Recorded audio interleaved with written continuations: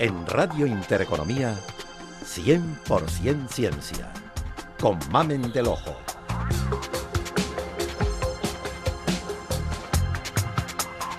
Hola, ¿qué tal? Comienza en estos momentos 100% ciencia. Hoy, fusión nuclear.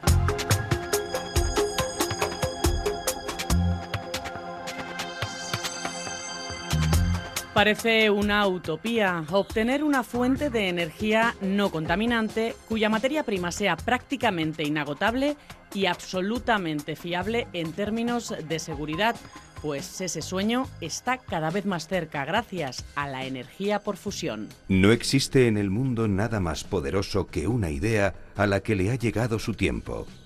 Víctor Hugo.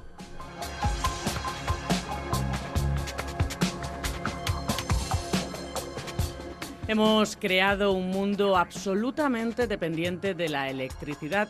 Nuestra sociedad no sería lo que es sin ella. Los combustibles fósiles tienen fecha de caducidad. Las grandes inversiones que requieren las renovables no las hacen atractivas y tras la explosión del reactor nuclear número 3 en Fukushima, las centrales nucleares convencionales no gozan de popularidad entre la opinión pública.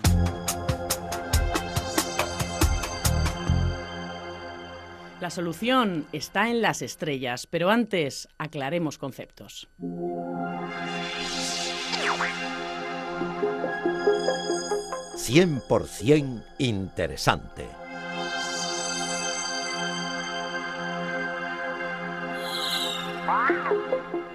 Fisión nuclear. Durante el proceso de fisión se rompen núcleos de elementos pesados. Entonces se liberan neutrones, que rompen a su vez nuevos núcleos en una rápida progresión hipergeométrica.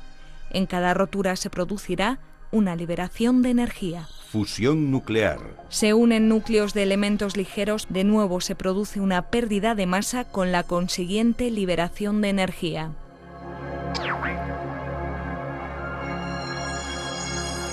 En las estrellas y por tanto también en nuestro Sol, la tremenda fuerza gravitatoria comprime el gas, formado principalmente por hidrógeno.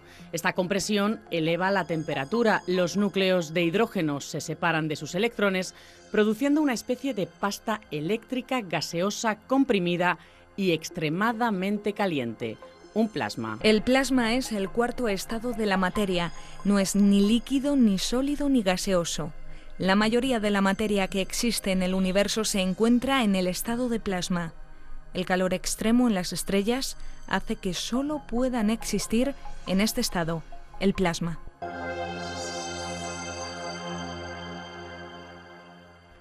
Las altas temperaturas del plasma en las estrellas propician la fusión de los núcleos de hidrógeno, dando lugar a otros elementos cuyos núcleos se fusionarán también en una reacción en cadena.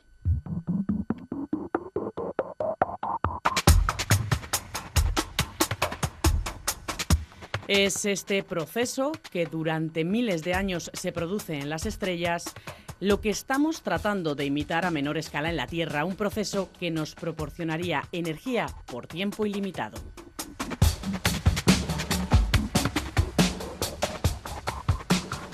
El plasma de las estrellas, en condiciones y proceso de fusión nuclear, alcanza decenas de millones de grados, temperaturas que solo encontramos en lo más profundo del Sol. Podríamos decir que nuestro plasma en fusión sería como un pequeño sol pelado, pero millones de grados centígrados más caliente.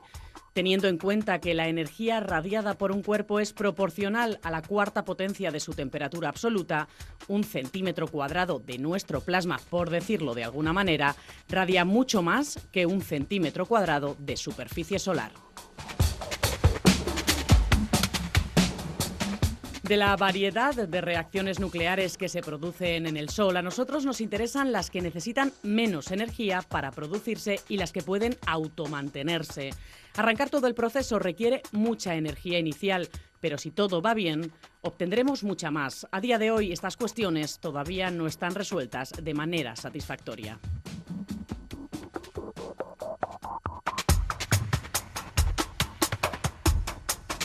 Hidrógeno. Hidrógeno ordinario con un solo protón en el núcleo.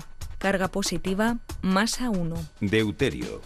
Isótopo del hidrógeno de masa 2, cuyo núcleo está formado por un neutrón y un protón, siendo por tanto estable. Tritio. Isótopo del hidrógeno de masa 3, cuyo núcleo está formado por 2 neutrones y un protón, siendo por tanto inestable y por ende radioactivo. El tritio debe ser obtenido en una reacción nuclear aparte, ya que no existe en la naturaleza. De entre las secuencias de reacciones que más nos interesan, son especialmente prometedoras estas. Deuterio más deuterio obtenemos tritio más hidrógeno 3 más 4,03 megaelectronvoltios. Deuterio más tritio, obtenemos helio 4 más un neutrón más 17,6 megaelectronvoltios. Aunque con la segunda reacción obtenemos más energía, es dependiente de la primera el elemento necesario para llevar a cabo esta reacción. El deuterio existe en la naturaleza en forma de agua pesada y en proporción muy significativa en el agua ordinaria. La ciencia no es sino una perversión de sí misma, a menos que tenga como objetivo final el mejoramiento de la humanidad. Nikola Tesla.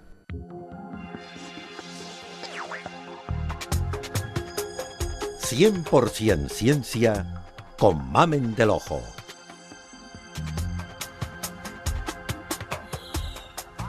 La necesidad de encontrar una fuente de energía limpia, segura e inagotable parece una utopía. Pero lo cierto es que puede que no falte tanto tiempo para conseguirlo. La obtención de energía por medio de la fusión nuclear puede hacer que esa utopía se convierta en una realidad. Hoy nos acompaña en 100% Ciencia Félix Parra. Él es profesor del MIT, del Departamento de Energía y Ciencia Nuclear. Buenas tardes, Félix. Hola, buenas tardes. A ver, empezamos por el principio, para que la gente se aclare. ¿Qué diferencia existe entre la fisión y la fusión nuclear? Bueno, la fisión nuclear es lo que ya estamos usando para obtener energía de reacciones nucleares. La idea es que los átomos están compuestos de electrones y un núcleo en el que hay protones y neutrones y bueno, pues podemos sacar energía a base de romper el núcleo, que sería la fisión, o juntar dos núcleos y hacer un núcleo más grande, que sería la fusión.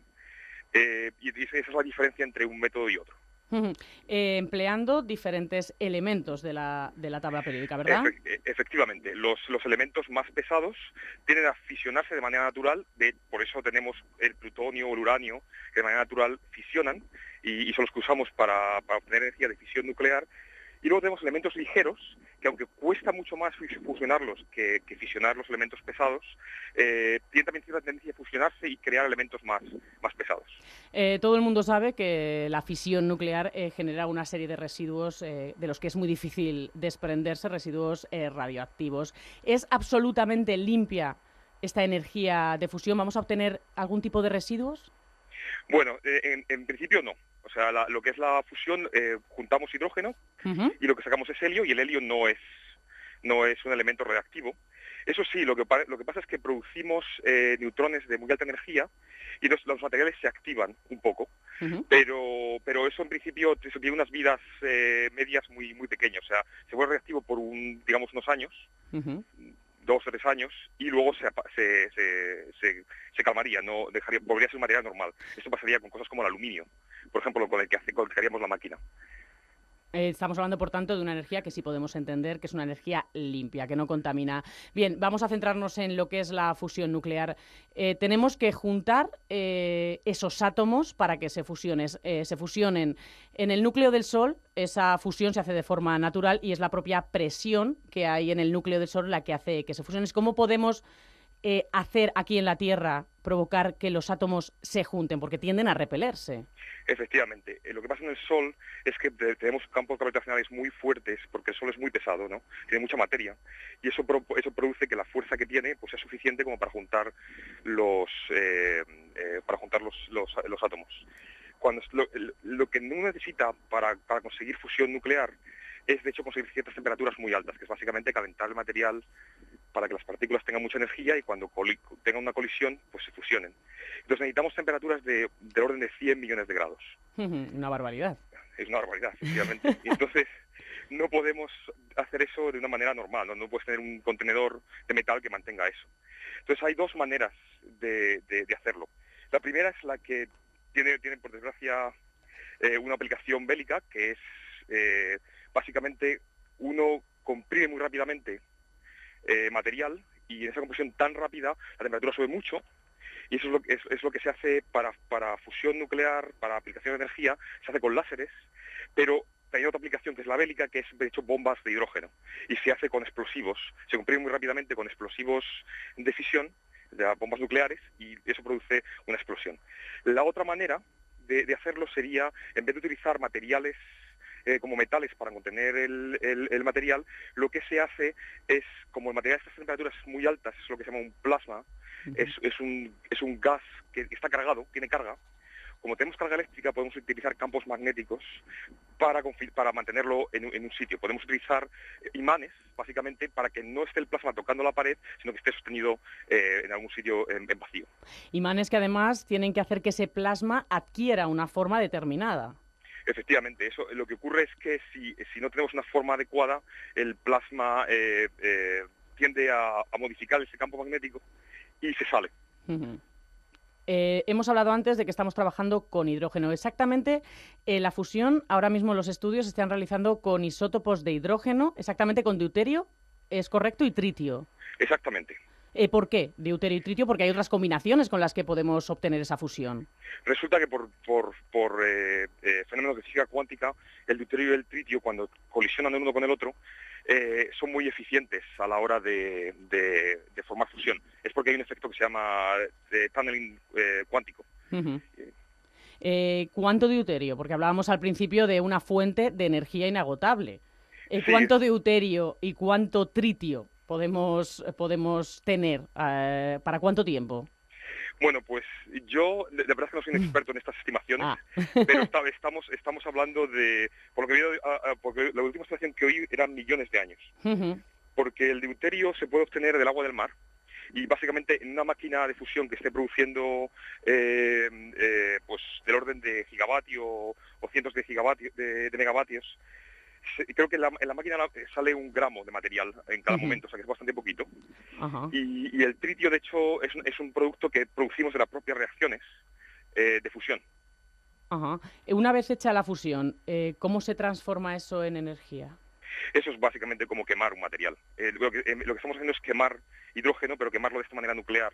Entonces producimos calor, y ese calor lo llevamos a un ciclo, digamos, básicamente un motor como de vapor, digamos. Uno calienta el material y con eso lo pasa por una turbina, y de ahí se sacaría la energía eléctrica. Como una central termoeléctrica, ¿no? Por así decirlo. Ahora, una curiosidad que se me plantea. Ese calor, esa temperatura tremenda que tenemos en el plasma confinado en esos campos electromagnéticos, tendrá que estar también metida en un contenedor. Sí, ¿Ese contenedor puede ser de un material cualquiera o necesitamos unos materiales especiales? Bueno, como realmente el plasma más caliente va a estar separado de la pared, porque va a estar sostenido, como levitado, con un campo magnético. Y entonces, no toca, las temperaturas tan grandes de 100 millones de grados nunca llegan a tocar la pared. Las paredes, se está pensando ahora mismo en diseños de reactores que va a estar alrededor, pues eso, de los 1000 grados, o incluso un poquillo más. El problema no es exactamente la temperatura, el mayor problema que tenemos es que producimos partículas de alta energía, porque son reacciones muy energéticas, y esas partículas, al chocar contra las paredes, pues estropean un poco el material. Producen envejecimiento en los materiales, ¿verdad? Efectivamente. Y entonces la idea es que no puede ser cualquier material. Se están considerando metales refractarios, que aguantan muy altas temperaturas. Se ha considerado carbono, pero no ha funcionado muy bien. Debido a interacción entre el carbono y el plasma, ¿no? Porque el carbono no fuese bueno como material.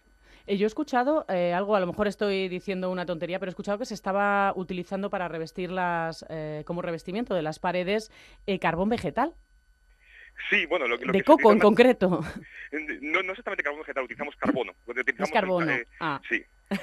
Exactamente, no tal cual, no sacado de la Claro, mina. es que me ha parecido muy llamativo, y además que concretaba, y de coco, el que es el mejor carbón vegetal. He dicho, bueno, pues mira, volvemos atrás. Estamos con altas tecnologías, y utilizamos carbón vegetal. Sí, bueno, eso se usó durante mucho tiempo, pero ahora parece que no es el material más adecuado. Se está pasando a metales refractarios. Pero ese tema todavía está en estudio, ¿no? Todo el tema de materiales es complejo. Efectivamente, el tema de materiales es una cosa que además, debido a que había otros problemas mayores que se han estudiado, como que tienen que ver más con el plasma en sí mismo, pues los materiales es una cosa que está empezando ahora otra vez a cobrar más importancia. Hablamos del ITER, se nos va terminando el tiempo. ¿Cómo va este proyecto? Pues va bastante bien. Es un proyecto que la idea es testar la parte científica. O sea, no va a ser un reactor. Y bueno, es una colaboración entre la Unión Europea, Japón, India, China y Estados Unidos. Estados Unidos, sí. Y Rusia, creo que es. Sí, Rusia. Y bueno, pues en principio creo que va a entrar, no sé cuál es el último, porque estas cosas con proyectos científicos tan avanzados y además hay muchos países que están envueltos, pues creo que se va retrasando la fecha, pero creo que va para 2020 el primer plasma. ¿Y qué esperan? Es decir, ¿cuándo van a decir, sí, esto funciona, vamos adelante? ¿Qué tienen que conseguir? Bueno, la idea que queremos entender, esto es un proyecto científico, o sea, es como en un motor de combustión, un motor como de coche, sería en vez de estudiar lo que es la parte de ingeniería, digamos, cómo conectaría uno el motor al coche, lo que estamos haciendo es realmente investigar la llama. ¿no? La llama que no tiene en el motor. Y entonces la idea es llegar a unas condiciones que en las que esté lo que es la parte del plasma a unas condiciones parecidas a lo que esperamos en un reactor. Estamos bastante seguros de que va a funcionar bien. Lo que pasa es que ahora mismo haciendo una planta de fusión lo que necesitaríamos sería optimizar. Entonces, lo que queremos entender es más bien la física para ver si podemos optimizar un poco la parte del plasma. Y sobre todo que sea realmente rentable. Efectivamente, uno de los problemas que tenemos es el arranque, ¿no? Es el coste de capital. Tenemos para hacer centrales ahora mismo que sean competitivas, tenemos que hacerlas muy grandes. Tiene dos problemas. Uno, es muy difícil pedir dinero para hacer una central enorme, y la otra cosa es que estas centrales, no quiere uno que la central se le estropee y se quede medio país sin energía. Claro, eso es un problema. Además, tal y como están las cosas hoy en día a nivel económico, a mí que este proyecto continúe adelante me parece asombroso, y pienso que sí que hay una rentabilidad detrás y un interés, porque si no, ahora mismo nadie da un duro por nada, y menos por investigaciones científicas. Una pregunta complicada ya para terminar. Fecha en la que el mundo se pueda aprovechar, fecha o décadas, en las que nos podamos estar aprovechando realmente de esta energía por fusión nuclear. Bueno, pues digamos que ITER va a buen puerto y bueno, con lo que aprendemos de ITER podemos empezar a diseñar una primera central nuclear. Yo creo que la primera central de fusión nuclear podríamos tenerla en unos 30 años, quizá 40. Vale, no voy a ver si has ganado la apuesta o no, porque no creo que esté aquí detrás del micrófono, pero tomo nota del 2030-2040 y ya nos llamamos, ¿vale? Feliz, a ver si has acertado. Muchísimas gracias, ha sido un verdadero placer charlar contigo estos minutitos en 100% Ciencia. Espero poder hablar más adelante de otros temas contigo, más del plasma, que me interesa también ese tema. Bueno, muchas gracias. Gracias a ti, Félix.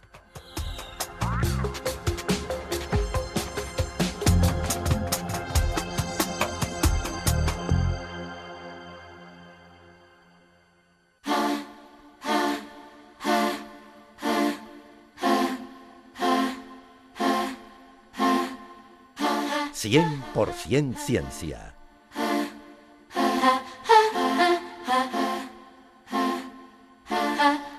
En la actualidad se siguen dos líneas de investigación para poner a punto un dispositivo que permita contener la reacción de fusión. Confinamiento electromagnético. La naturaleza eléctrica del plasma permite diseñar un campo magnético para mantenerlo encerrado. Si se realiza una fluctuación controlada del campo, se podría producir una compresión brusca del plasma capaz de desencadenar la fusión. Los problemas que plantea el confinamiento electromagnético son, por un lado, calcular la configuración del campo y, por otro, la construcción de electroimanes capaces de conseguir un confinamiento estable. Confinamiento inercial. Sobre unas pequeñas píldoras de deuterio y tritio congelados se enfocan un gran número de láseres de alta potencia, generando una onda de choque que propicia la fusión.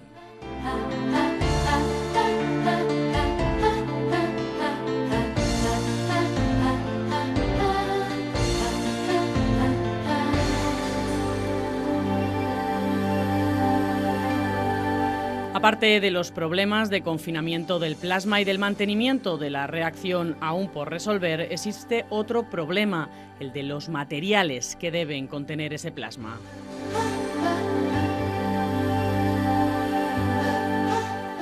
Intentando solventar estas cuestiones se encuentran los científicos de ITER, el reactor termonuclear experimental internacional situado en Cadarache, al sur de Francia, un proyecto basado en el concepto de tokamak, de confinamiento magnético. ITER costará 10.300 millones de euros, siendo el tercer proyecto más caro de la historia, después de la Estación Espacial Internacional y del proyecto Manhattan.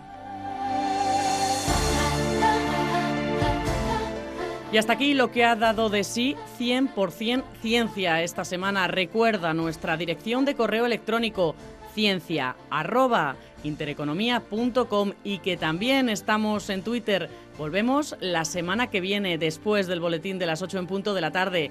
Hasta entonces, pásenlo bien. Adiós. 100% Ciencia con Mamen de